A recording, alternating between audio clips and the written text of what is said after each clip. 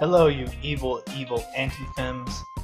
Today, let's talk about a teacher who had sex with 5 students and didn't get jail time. Can you guess if it was a man or a woman? Ding, ding, ding, it was a woman. So the article reads like this.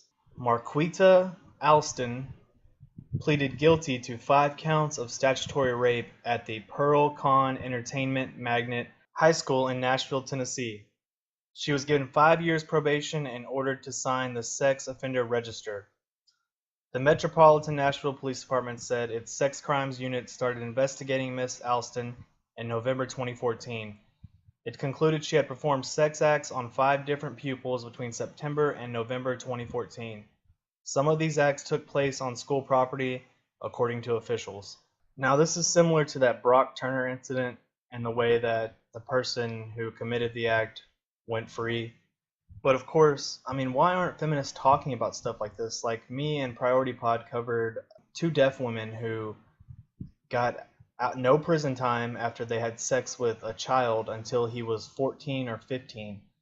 They had sex with him for years, and they got away with it because they were deaf and because jail wouldn't be a good place for them.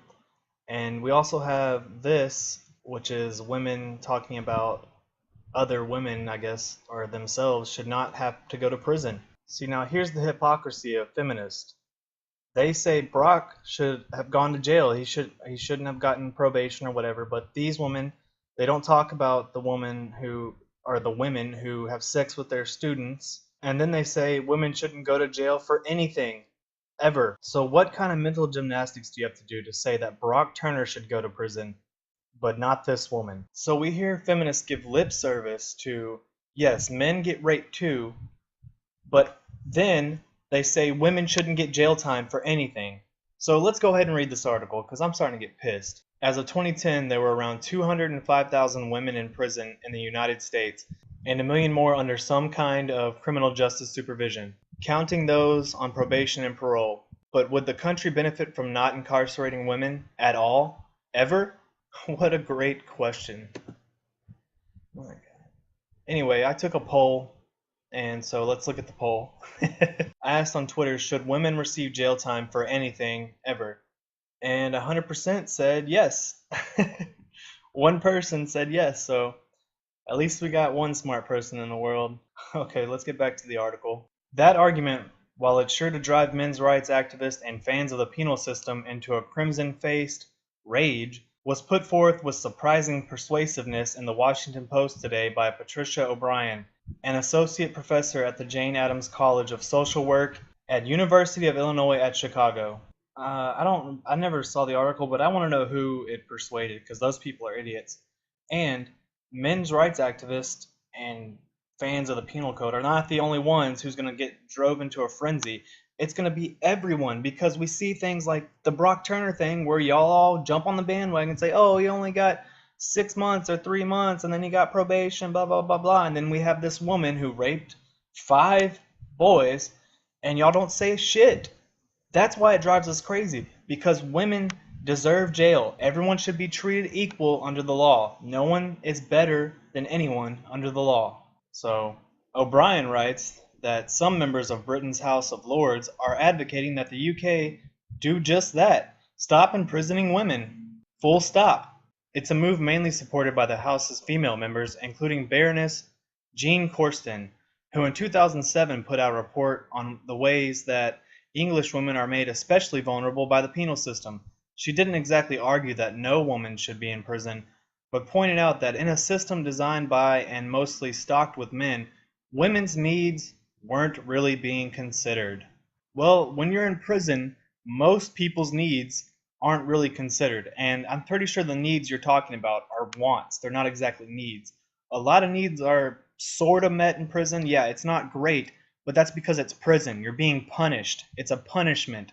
It's not a vacation. So now we're getting to my favorite part of the article, and after we read this part, we're going to look into a documentary called Women on Death Row, and we're going to see exactly why women should go to prison. We must find better ways to keep out of prison those women who pose no threat to society and to improve the prison experience for those who do, Corsten wrote in her executive summary. One example is the regular, repetitive, unnecessary overuse of strip searching in women's prison, which is humiliating, degrading, and undignified, and a dreadful invasion of privacy. For women who have suffered past abuse, particularly sexual abuse, it is an appalling introduction to prison life and is an unwelcome reminder of previous victimization. Oh boy. Yeah, well, I'm sorry, but strip searches have to be done. You gotta bend over and spread them because you might have a knife in there. I'm sorry if you've had sexual abuse in the past and you go to prison, but once you get to prison, yeah, you don't have privacy. There is no invasion of privacy in prison. And the only person that is bad for is the innocent person. So yeah, if you're innocent and you've been sexually abused, I feel bad for you. But if you're not innocent and you went to prison, I'm sorry, but you're gonna have to drop it and spread them. It's as though these people are so privileged, they've never had to experience what jail is like. They've never had to experience what it's like to bend over and spread them. The thing is, it's for the guard's protection. So let's say there's a woman guard, and then she's having to strip search a woman, and she just doesn't do it. She's like, you know what, this woman was sexually abused, I'm not going to strip search her. Then the chick pulls a fucking blade out of her ass and fucking stabs the bitch. I mean, come on, you've got to be smarter than this. You've got to understand why strip searches happen. All right, let's finish out the article, and we're gonna look at that documentary. This summer, another House of Lords peer, Baroness Healy of Primrose, took up the cry, arguing in a June floor debate that women make up only 5% of the prison population and serve, generally, very short terms for largely nonviolent crimes. It is now accepted that short sentences have the worst reoffending outcomes, she said in her written remarks. More than half of all women leaving prison are reconvicted within 12 months. Of those serving sentences of less than 12 months, the reconviction rate rises to 62%.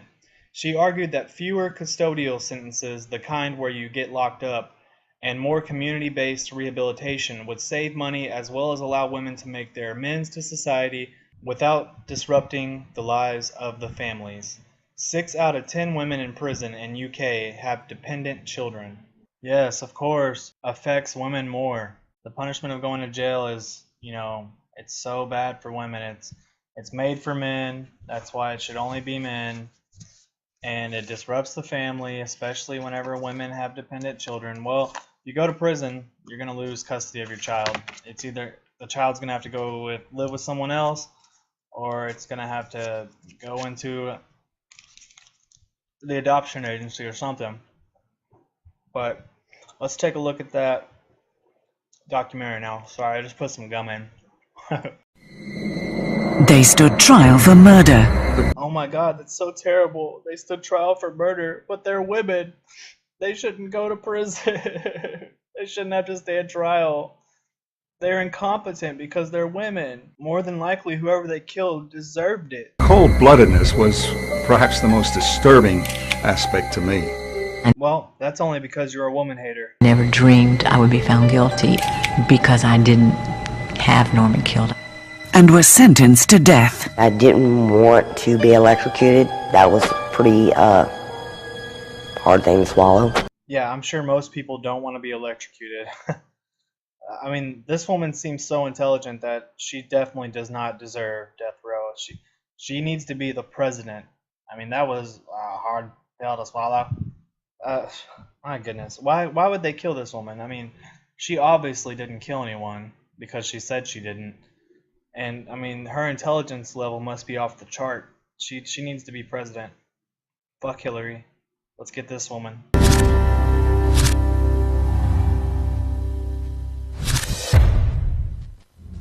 On March 8, 1991, Dr. Lars Lear reopened his office after the lunch break. He was there along with a dental assistant and his wife Virginia Lars Lear, who worked as an office manager. While they were all at the dental office, a masked gunman came into the office. Norman heard a noise. He proceeded towards the noise, and when he realized the masked gunman was in the room, he started running. I hear running, I don't think anything. I hear running. And then there's a shot. This woman doesn't deserve to be sentenced to death because even though she was there, even though she probably coordinated the attack, she just heard running. She didn't do it. And even if she did, she still doesn't deserve jail because, as you know, if she doesn't go to jail, she has a less likelihood of reoffending. She has the less likelihood of killing someone else. I can see Norm, and he's just doing a 360, and he falls down. Virginia Lazalier dialed 911. 911, what's the emergency? What's the problem, ma'am? Somebody just came here and shot my husband! Somebody what? Somebody just came here and shot my husband! Originally, the murder of Dr. Lazalier appeared to be some type of robbery gone bad. There were bottles of Valium and monies that were missing from the office immediately afterward, and not too much information about who this masked gunman could be. Virginia Lazalier and her 18-year-old son Jason soon became prime suspects. Well, she doesn't have to worry about her son depending on her because apparently she got him involved. Hopefully he's not involved, man. Hopefully he was smarter than that to not let some dumb bitch ruin his life, especially even if it's his mother. The state had the theory that Virginia used Jason to kill Norman Lazalier for insurance monies. They discovered a whole trail of insurance policies that Virginia had taken out against Dr. Lazalier, worth about $2 million. Policies that she would be the benefactor from if and when Dr. Lazalier had died. It's just a coincidence. It's these people are thinking too much into it. So it's time for the truth to come out.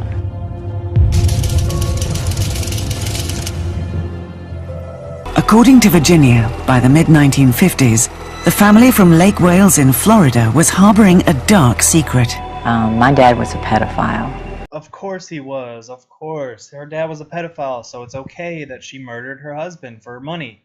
Because that makes some logical sense. And don't feminists always say that it doesn't matter what mental problems your rapist has or the person who victimizes you? It doesn't matter what's wrong with them. They still need to stand trial. It started when I was 3 years old. Well, I'm going to have to call bullshit on this. I think you have a hole in your story already. How many people can remember anything that happened when they were 3 years old?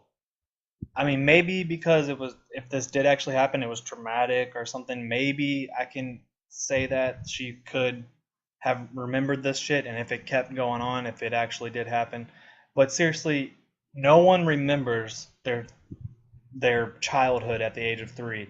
I tried to take the blunt so that he would leave my sisters alone. Well, she went from murderer to victim to hero in 0.5 seconds. I went to my mother one time and I tried to talk to her, and she didn't listen.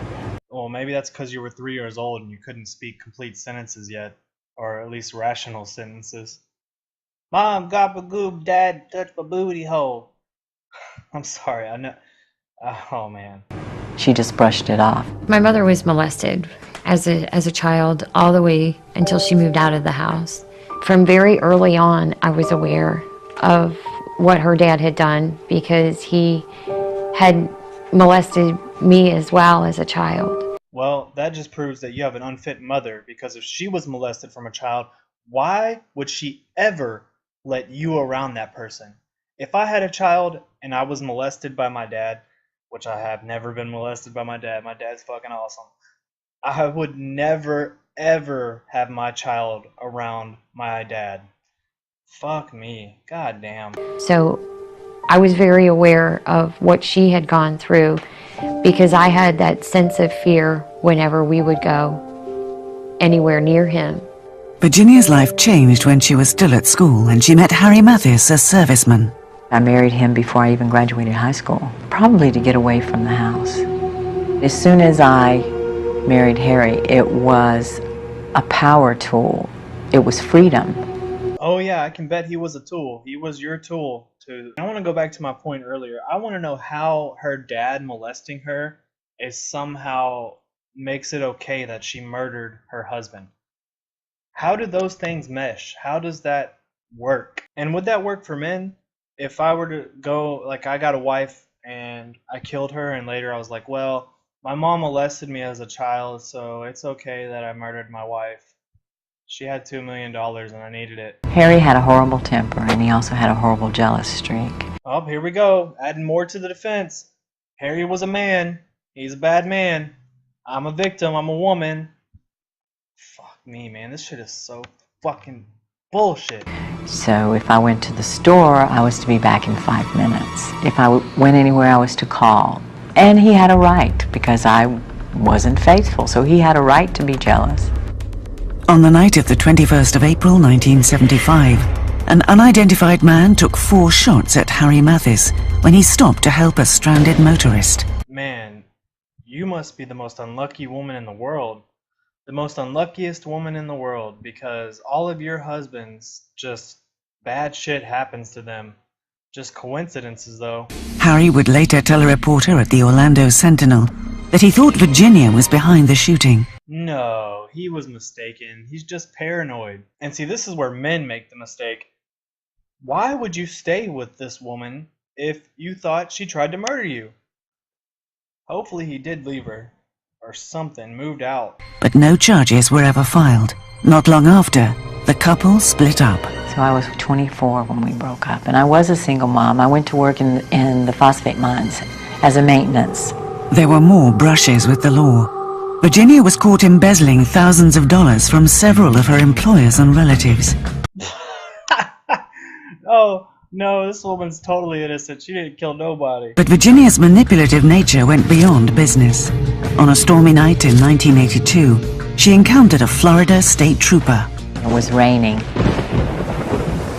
and I did a donut and hit another car, and I met James Matheny. He gave me a ticket. Look at her facial expression when she talks about this man, James McPhee. Look at her facial expressions compared to when she talks about her murdered husband. Oh my God, you can just see the evilness.